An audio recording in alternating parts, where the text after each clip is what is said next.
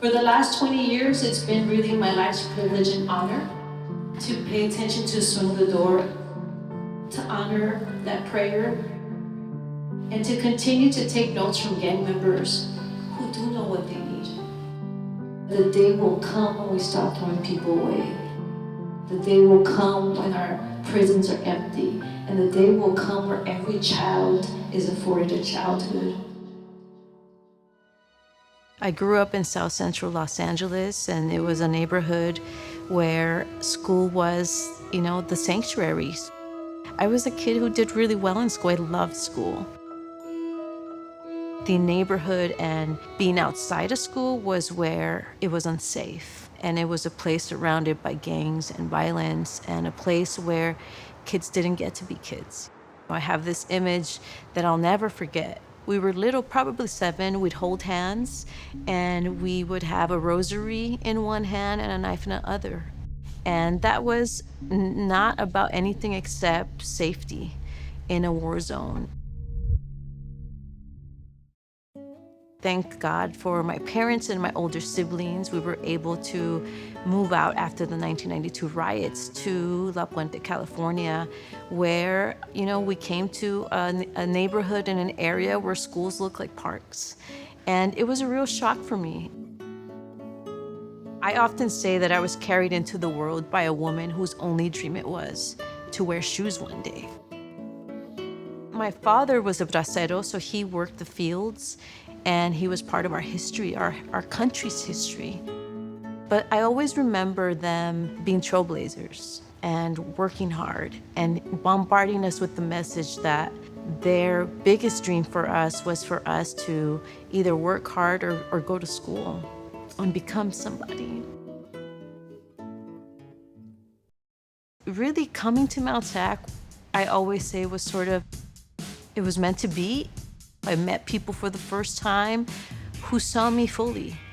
I signed up to Summer Bridge program, and my life changed because I was part of a community of people who had a vision and a dream and were the architects of ensuring that people like me had a second chance at it, and allowed me to explore this question of who are you really?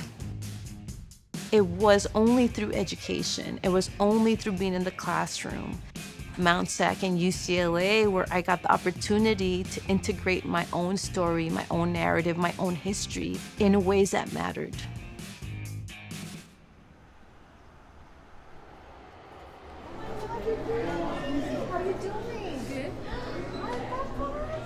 Going to Homeboy was like my homecoming.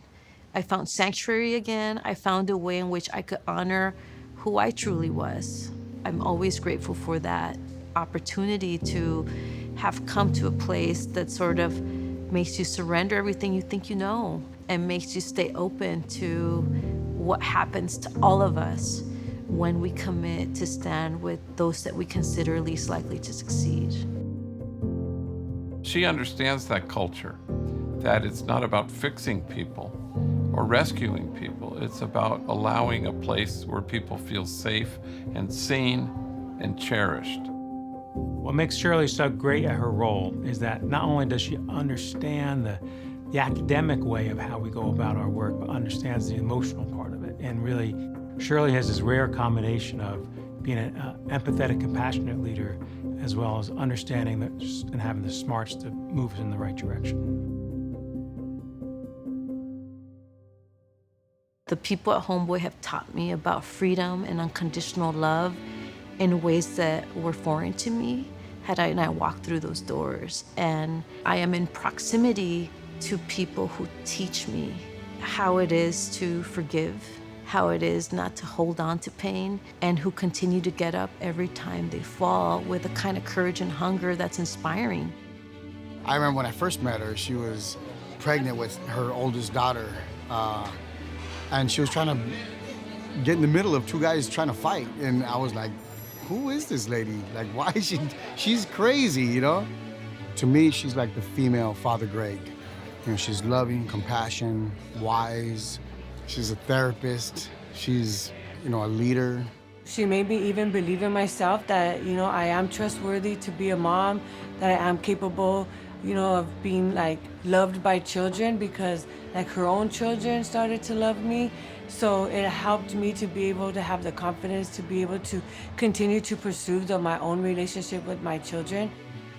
Shirley has allowed for me to have faith in myself, to believe in myself. Also has given me the courage to ask questions, and be curious. I remember first meeting Shirley, and we used to sit in her office and she would say to me, everything you need to be successful, you were born with it. And I remember I was born with it. What does that mean? And I remember asking her, what does that mean? And she says, all the answers, you have them, allow yourself to bring them out of you. The thing that's brilliant about Shirley is she knows that she goes to the margins not to make a difference, but to be made different. So it allows the people who alter her heart to inhabit this place of dignity and nobility. She allows that to happen. That's how transformation happens here at Homeboy. Heavenly Father, we thank you for a new day. We ask I've been part of a movement that started with a prayer for moms who wanted what all moms want. I think of myself as that kid with my sister, not feeling safe, not being able to play outside, not being able to have the kind of childhood that is afforded to most kids in different neighborhoods. And I think for me, I want for every kid to have the opportunity to thrive and grow and be part of something greater. And that's part of my journey.